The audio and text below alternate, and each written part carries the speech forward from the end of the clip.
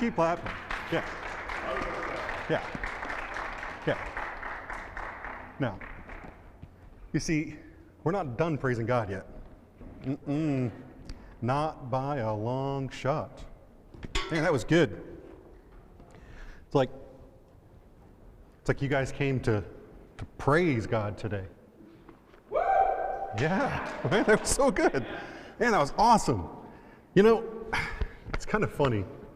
It's not funny. It's exactly how God works. But when you start to see a theme forming, right? And not just a theme that, hey, you know, the worship team knew what the series was going to be about, but a theme in the heart and the spirit of the worship, right? So Ben gets up here to start worship and he says, you know what? They were praying and they just believed that Satan was attacking, and they're like, no, Satan's going to come and try and steal this. Why wouldn't he? And they just prayed like he has no place here. Amen. A little while before that, one of the worship team members posted on Facebook about how she knew, Robin, right, that why wouldn't the devil come and try to attack, right? Again, from what their prayer was, knowing that Satan was going to come and attack. And she said something I love. She said, not today. You can't see this, but I want to, my notes says right here, not today, Satan, not today. Right? They don't see my notes. But that is what the theme of it is. And I'm so glad to be here this morning. I'm so excited. I've been excited for this message for weeks. And I know and I believe that God has something for it. Somebody's going to get set free from something today. Somebody's going to get saved today. Somebody's going to draw closer to God today. And why do I know that? It's because Satan has been working on overdrive this week. Overdrive. Because, see, he still thinks that he has a chance. And that's where it says in my notes, not today, Satan, not today. Right? It's not going to happen. You see, because Psalm 118, verse 24 tells us that this is the day that the Lord has made. Amen.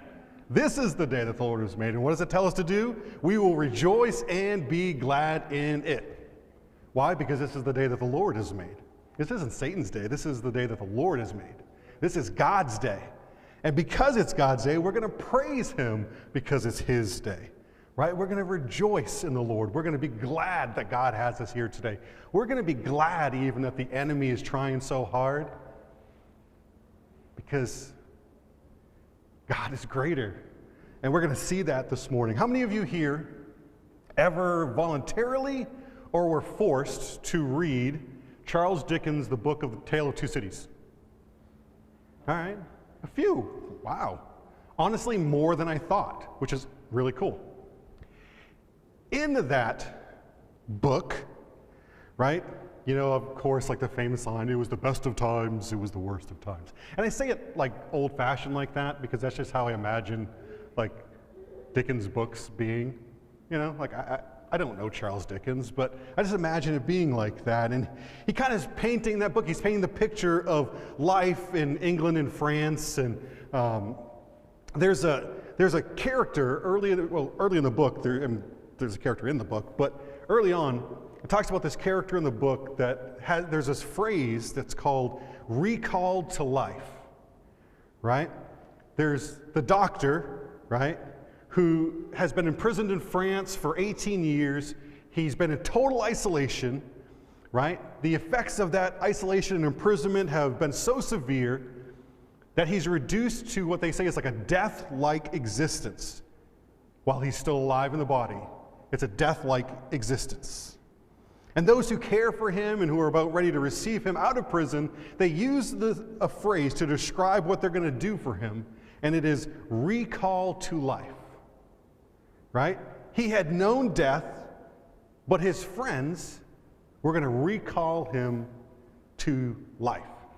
Now, in the world we live in, right, the world would consider that death is kind of like the point of no return kind of a thing. You know what I mean? Like, there's no more chances after that. So when we use a term like recall to life, it's like, that's kind of an oxymoron. That doesn't make any sense. It's dead, it's dead. Can't recall it to life. Something can't be recalled after it's dead. But the Bible teaches a different story. The Bible teaches a very different story than that. You see, because the Bible says that when the conditions were at their worst, when hope was dead, that God the Father sent his Son, Jesus. And he came to die on the cross to pay for your sins and my sins. Why? So that we could be recalled to life. Though we were dead in our sin, Christ has made us alive, recalled to life. You see, because we were not created for death. We were created for life. Now, way back in the garden, we chose death. We chose death. We chose sin. We chose death. And we were in a prison for so long. And it was a prison that we made. It was our own prison, right? How many of you have ever heard the phrase, you made your bed, now lie in it? Right? Thank God that God doesn't go by that theme, right? Like, if God had been like, hey, sorry. I gave you the garden, I gave you perfect existence. I just told you, hey, don't eat of that tree. But hey, you chose death. You've made your bed, now lie in it and die in it. That's not how God works. Because God had a plan to recall us to life. Now, there was a man named Ezekiel, and at the point that we're going to catch up here to Ezekiel, in Ezekiel 37, he's kind of in that existence of alive, but really dead, right? There is death all around him. His nation, his temple, in many ways his faith were just a pile of rubble. There was nothing left to them. Ezekiel and his people were in exile, right? As a nation and as a people, they were dead. The dream was over, gone, kaput, sayonara, arrivederci, gone. Then God. That's one of my favorite phrases. Then God, or but God, right? Oh man, the things are terrible. Everything's going wrong. The nation of Israel's all kinds of trouble. And there's Ezekiel. Then God, right? Then God. God came to Ezekiel in a vision, and he asked him a question that would change everything. And it's a question that has been asked time and time again. It is a question that has been asked a lot this week. And we're going to see what that question is. If you have a Bible, turn to Ezekiel 37. We're going to read the first 10 verses together this morning. We're going to go a little bit further into Ezekiel 37 in a little bit. But we're going to start with the first 10 verses. This is probably a pretty familiar section of Scripture for most of you. You probably heard it. If you didn't hear it, you heard about it in that last song that the worship team did. But here's Ezekiel 37, the first 10 verses. It says, "The hand of the Lord was on me, and he brought me out by his Spirit, and he set me down in the middle of a valley, and it was full of bones. He led me all around them. There were a great many of them on the surface of the valley, and they were very dry. Then he said to me, 'Son of man, can these bones live?' I replied, 'Lord God, only you know.' And he said to me, 'Prophesy concerning these bones, and say to them, dry bones, hear the word of the Lord. This is what the Lord God says to those bones. I will cause breath to enter you, and you will live. I will put tendons on you, make flesh grow on you, and cover you with skin. I will put breath in you so that you come to life, that you will know that I am Yahweh.' So I prophesied as I had been commanded. While I was prophesying these, there was a noise, a rattling sound. And as the bones came together, bone to bone, as I looked, tendons appeared in them, flesh grew, and skin covered them. But there was no breath in them. And he said to me, 'Prophesy to the breath. Prophesy, Son of man. Say to it, this is what the Lord God says. Breath, come. from the four winds and breathe into these slain so that they may live. So I prophesied as he commanded me, and the breath entered them, and they came to life and stood on their feet, a vast army. Man, this is some of my favorite verses in the Bible. I love it because it has so much application to our life. Right? There are so many things in our world that are dead. Right? There are so many things in our world that appear dead, that appear to be nothing but just a pile of rocks, a pile of dead bones, a pile of ashes. Right? There's nothing to them at all. And here is Ezekiel. And in their nation and in his faith, like, here's this valley. Right? Here's this valley in life. Things aren't good. The nation of Israel is in captivity. Things are bad. Things are dead. And by sight, the world is looking and said, there is no life there. There's no spark of life there. There is nothing. And Ezekiel's walking through this valley, and it's completely dried out. And it says he's bringing them around. God's bringing him around these bones. And he says there's a great many. And I know today that there is a great many valleys of dry bones in people's lives. There is a great valley filled with seemingly no life, just dry, barren death. But God says to Ezekiel, he says, I want you to preach to these bones. I want you to preach to these dry bones. He says, I have a few things to say that I want you to share with these dead bones. Can you imagine being Ezekiel? And God says, hey, listen, I want you to preach. Okay, I want you to preach to these dead bones. Can I tell you, as a pastor, there have been days like that. Today has not been one of them, by the way, but there have been days where God's like, get up there and preach. It's like, Lord, all I see is dry, dead bones. And he's like, well, good, because I have a thing to say. I have a few words to say. Right? But imagine that. He says, preach over these bones. Right? So Ezekiel starts to do what God calls him to do, and there's just like a little rattle, right?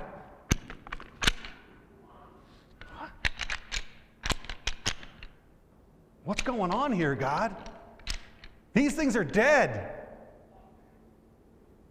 The question that God asked Ezekiel that changed everything is, can these bones live? Ezekiel gives, I think, the greatest answer in all of the history of answers ever given.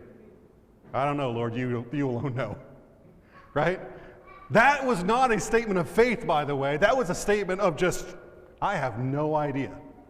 I don't see it, but since you're asking me, God, there's probably a reason you're asking me this. And I don't see it. I don't see life. Everything that I know that would say that there is life, that there is hope, that there is something in it, I don't see it, but I do see you.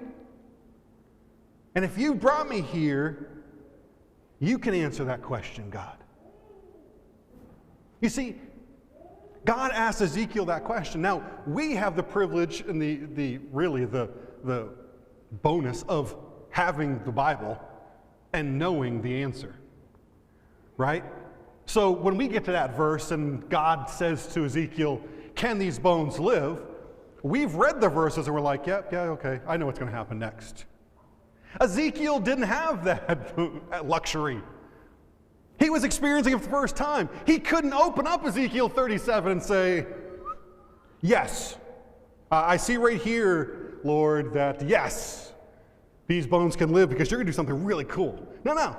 He had the question, I don't know, Ezekiel says, but you know. Maybe you're looking at something in your life, an area in your life, and God says, can there be life in there? Can there be life in that situation? I don't know, God. I don't know, you know. All I see is death. All I see is death. Man, we are so rehearsed, practiced up. I don't even know. We are so inclined that we always look for the dead in things. And we look at them things and we say, nope, there can't be life in that. Nope, there can't be life in that. There can't be life in that situation. There can't be life in that person. No. Look what they've done. Look what's happened. What's going on in their life. They can't have life. There can't be anything better than this. There can't be anything after this.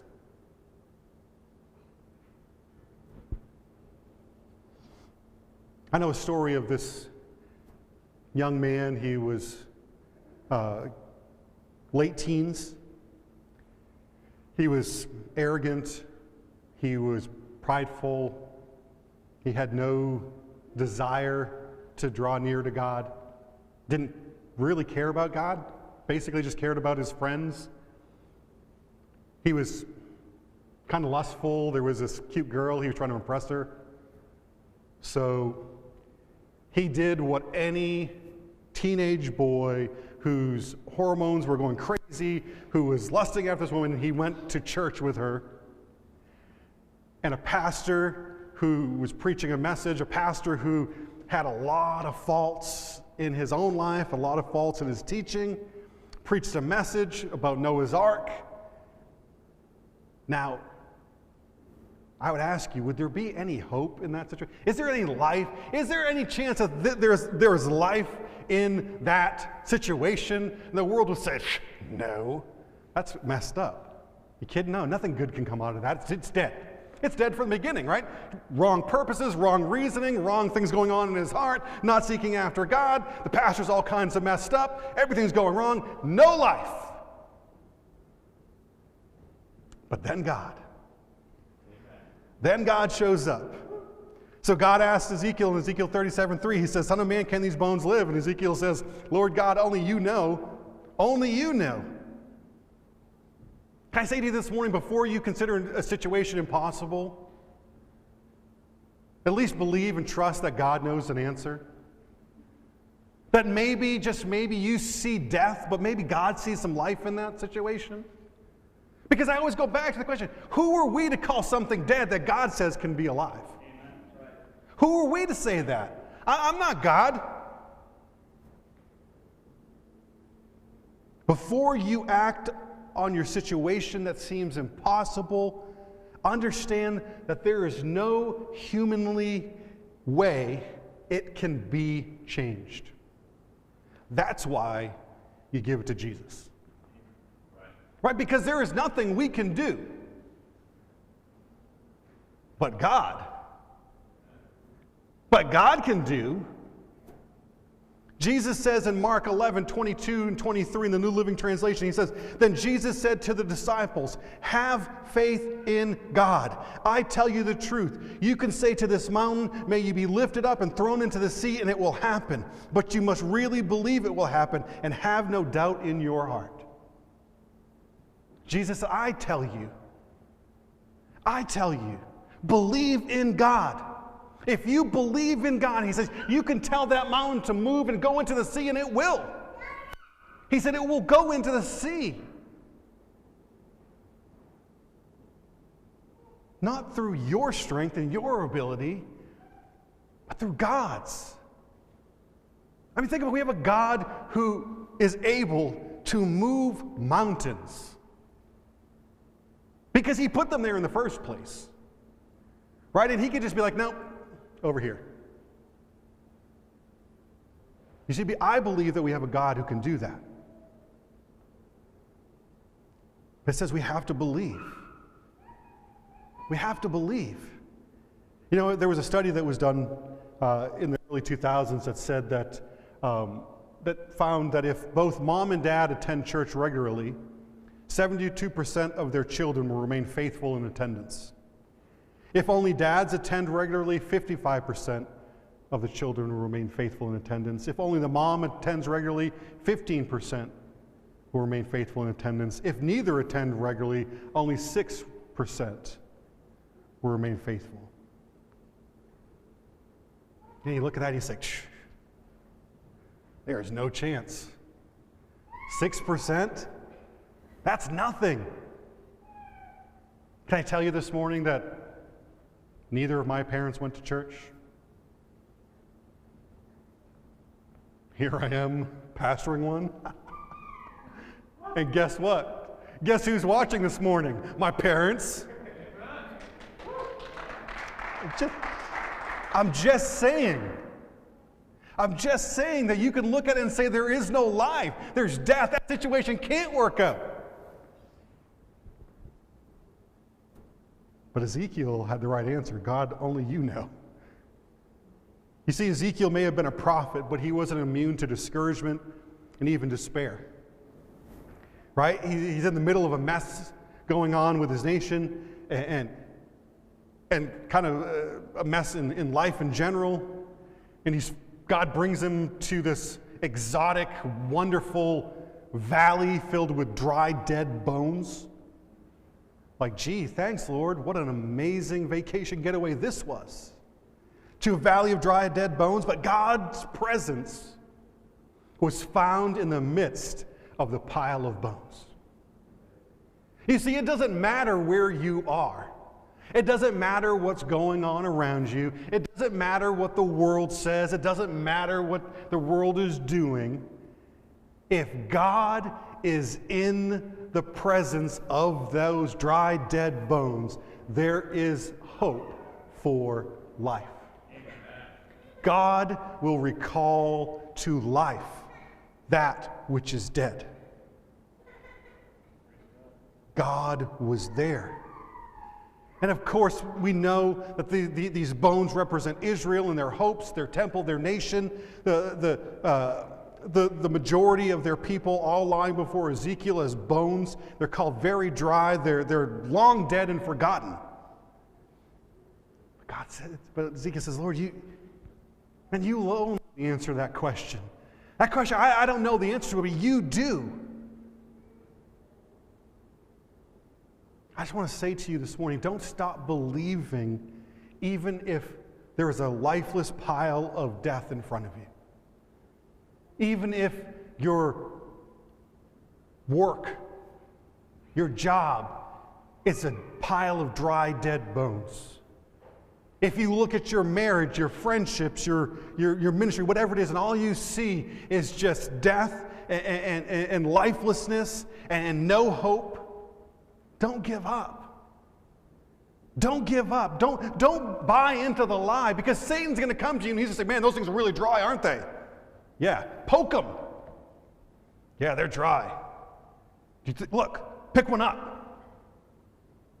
Do you see any even moisture? No. Do you see any blood? No. Any skin? No. Muscles? No. Satan's like, I don't know about you, but I would say dead. And we were like, you're right. It's dead. There can't be life from that. But Ezekiel's trying to, these verses in Ezekiel is trying to get us to understand, don't stop believing that there can be life, because you have to understand, you have to leave it up to God. Not you, God. Not your friends, not the world, not the news, not social media.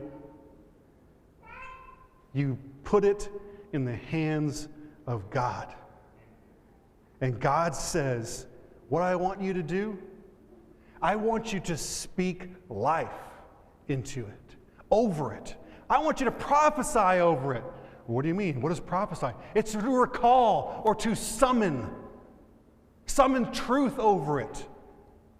But the truth is it's dead. No. The world says it's dead. The enemy wants you to think it's dead. Because if the enemy gets you to think it's dead, you'll act like it's dead and you won't live. But God says, I want you to live. I'm recalling you to life. I'm recalling life from that situation because you're calling something dead that I know there's going to be life in. Hey, don't go into Lazarus' tomb. He's been dead for 3 days. It's going to stink in there. And Jesus is like, oh yeah? Why don't we just roll away the stone? Why don't we just roll it away? Why don't we just open up the grave? No. He's going to be stinky dead. And he's like, hey, Lazarus, dude, come on out. And everyone's like, he's dead. I don't know what this crazy fool is doing, but he is dead. I smelt him myself. Yeah, I was here. Yeah, when they put him in there, like just the other day, I was walking by and it was just like, oh man, that grave is not sealed good. Something's dead in there. And it was Lazarus. Lazarus is dead in there. Isn't that right, Lazarus? And Lazarus is like, yeah, dude, I was dead in there. Yeah, you were. Dude, how are you here? You're dead. Are you a zombie? See, they didn't have zombies like back then. I'm just throwing it out there, right? You see, a zombie is the living dead.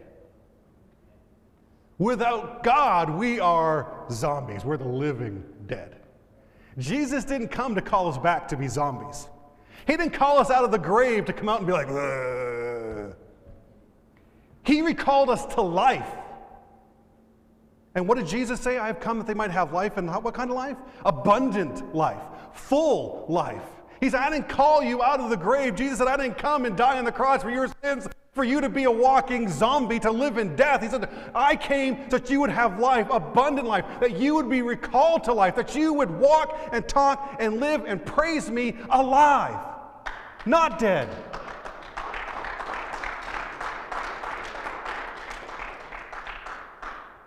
God wants us to speak His word, His truth over everything. Begin to speak faith over everything. Speaking faith is saying, this is what God can do in that situation, not what you see in that situation. Because if you look at it and say, no, that thing is dead. That situation has no hope. There is no life in that. Nothing good can come out of that. And you know there were people who said that about Jesus? Nothing good can come out of Nazareth, right? Yeah, except for the Savior of the world. Right? So you can look at it and say, nothing good can come out of this situation. Nothing good can come out of that person. Really?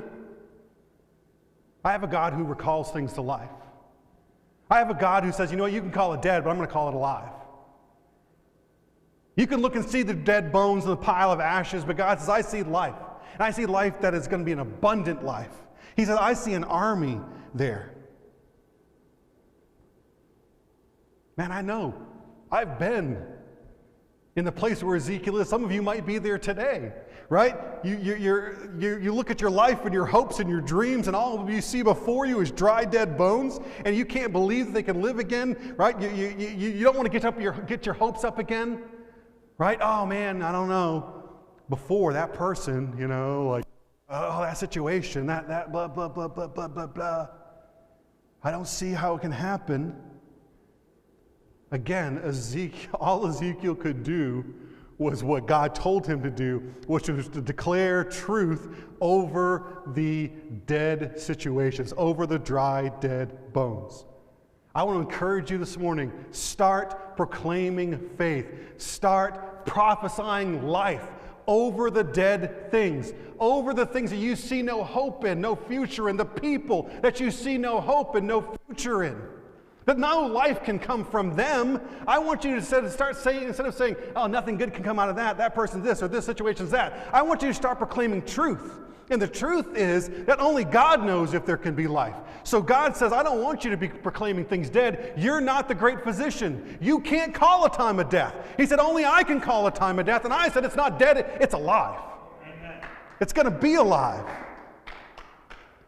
God will do His part. He will recall life. He will recall life. Look what it says in verse 7 and 8. So I prophesied as He had commanded. And while I was prophesying, there was a noise, a rattling sound. Can you imagine it being there? How cool that would have been, right? All of a sudden you're Ezekiel, right? God says, hey, I want you to speak truth over these things. I want you to tell them that they're going to come to life. I want you to tell them that the bones are going to come together and that there's going to be flesh on them. I'm going to put tendons on there and I'm going to put some skin on it. And then I'm going to breathe life into them and they're going to be alive again. And Ezekiel, you're like, okay. And you start doing it. And all of a sudden it's like,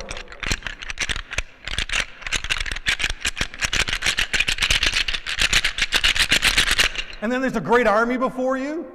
Come on, right? That's what God does. The rattling sound of it. It's amazing. You know, the word recall in the 21st century is defined as bringing something back to the factory and replacing what is broken or damaged. There's a factory recall on our life. Jesus came, he says, I'm recalling the dead parts in your life. I'm recalling the dead, I'm recalling the broken, the damaged. He said, I'm going to bring them into the factory, and I'm going to recall them, I'm going to fix them and restore them. And man, they're going to be mint.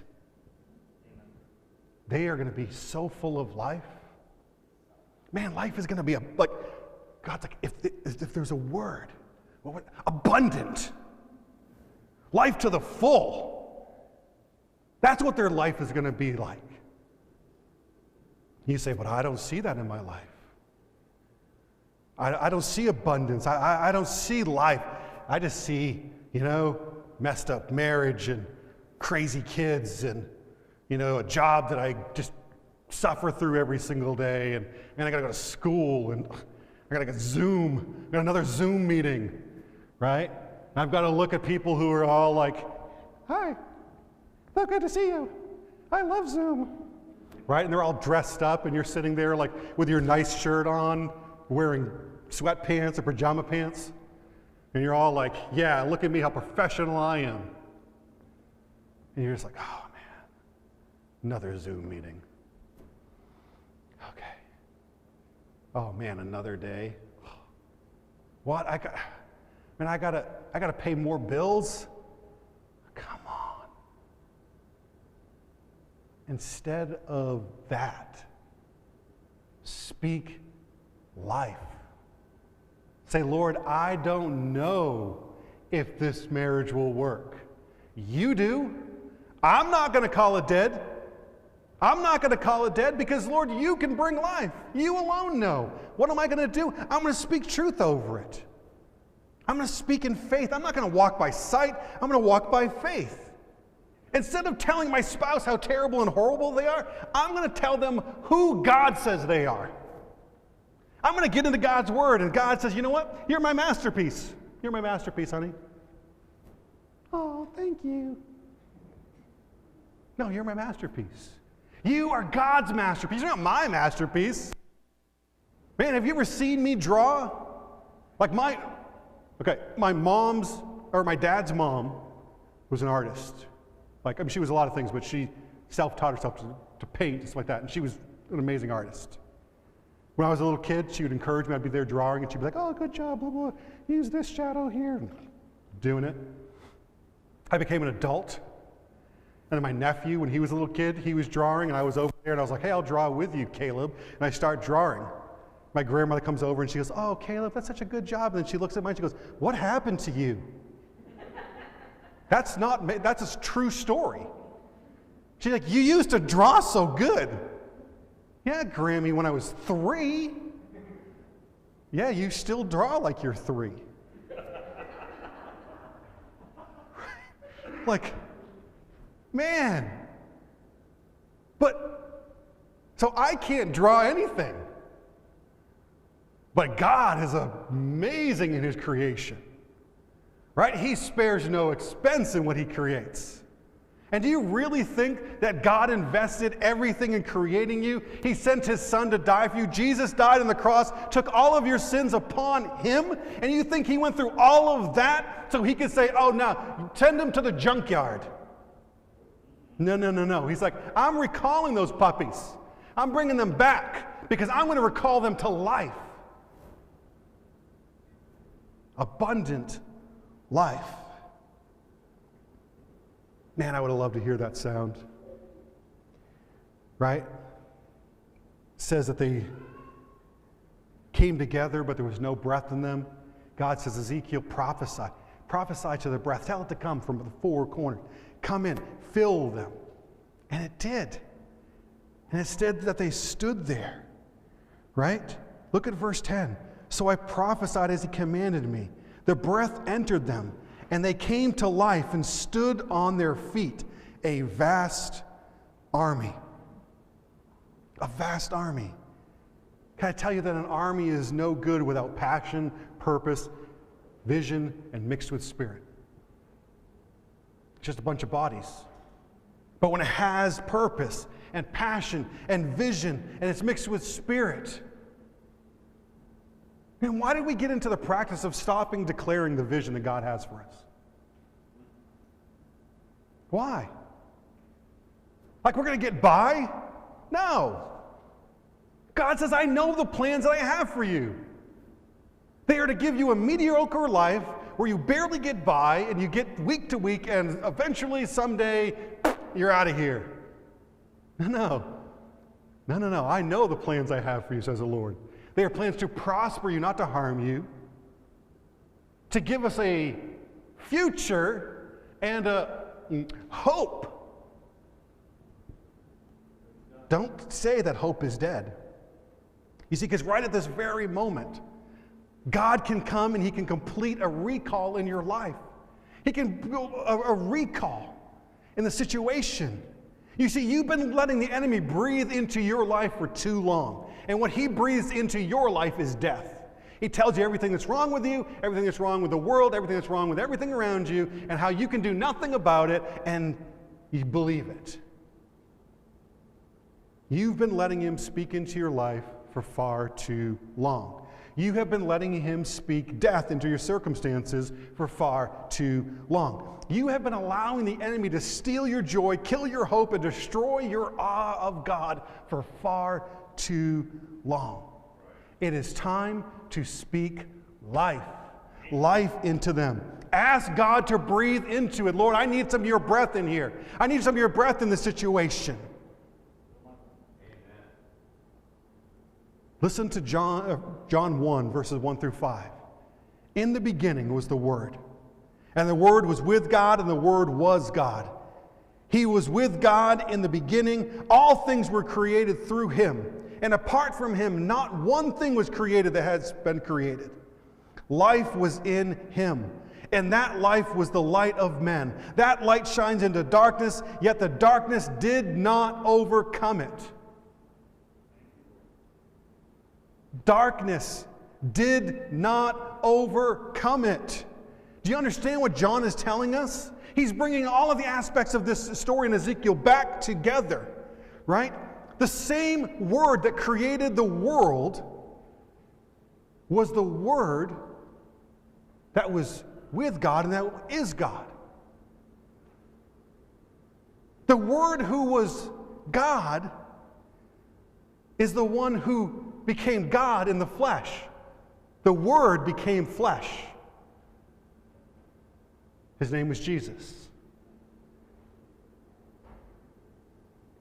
He gave life to His creation. We chose death.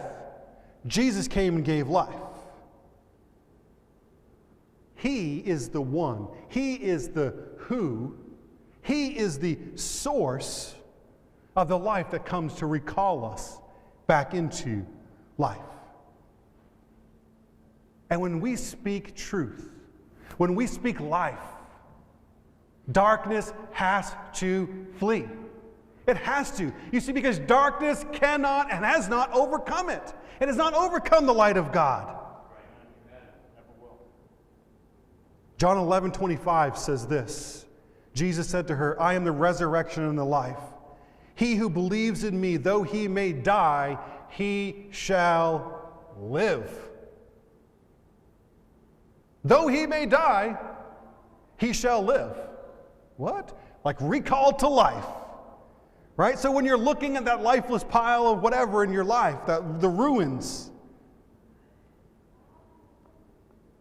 speak life. Speak life into it. Can these bones live?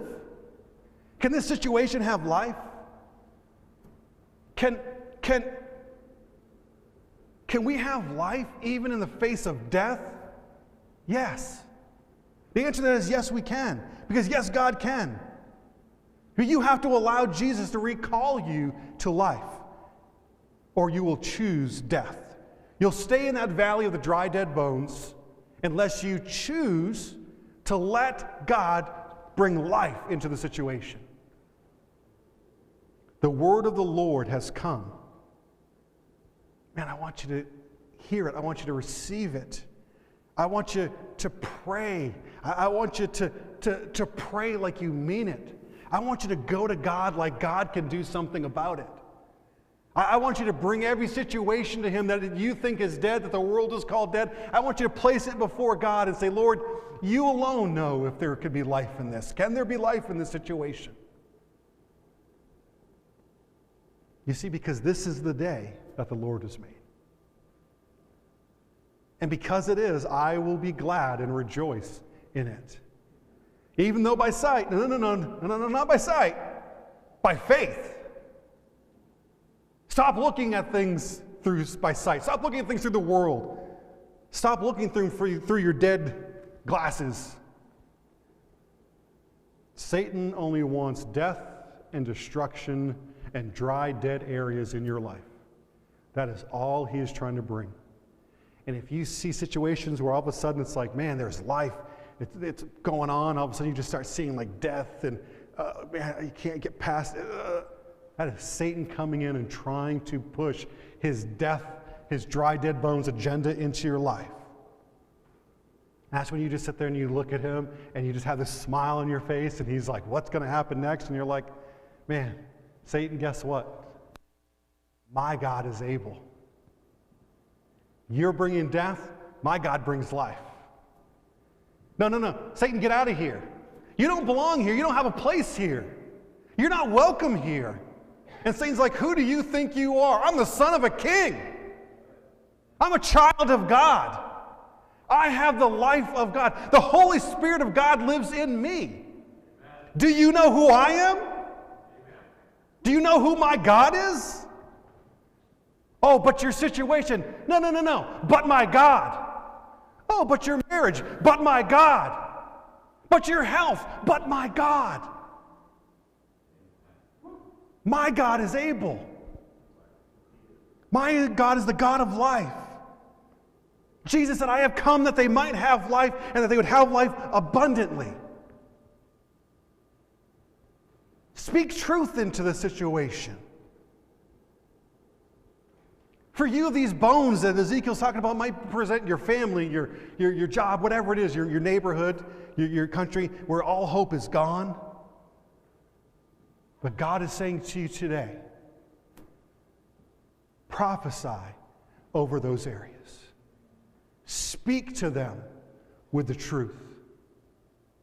And God says, I will bring life into that situation. And you won't be a zombie, but you will be full of life, abundant life. He said, and then you will be my army. Let's pray.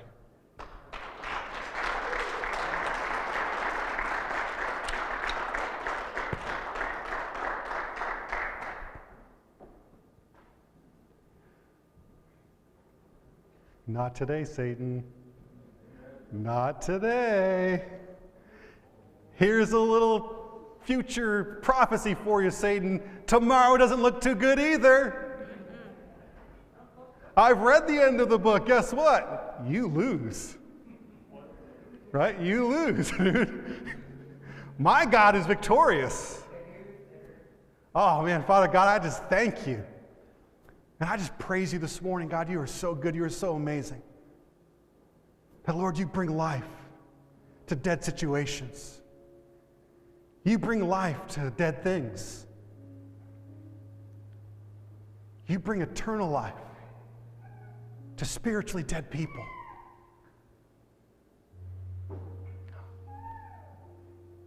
Man, if you're here this morning, if you're listening this morning, and you don't know Jesus as your Lord and Savior, I don't want you to be a zombie anymore.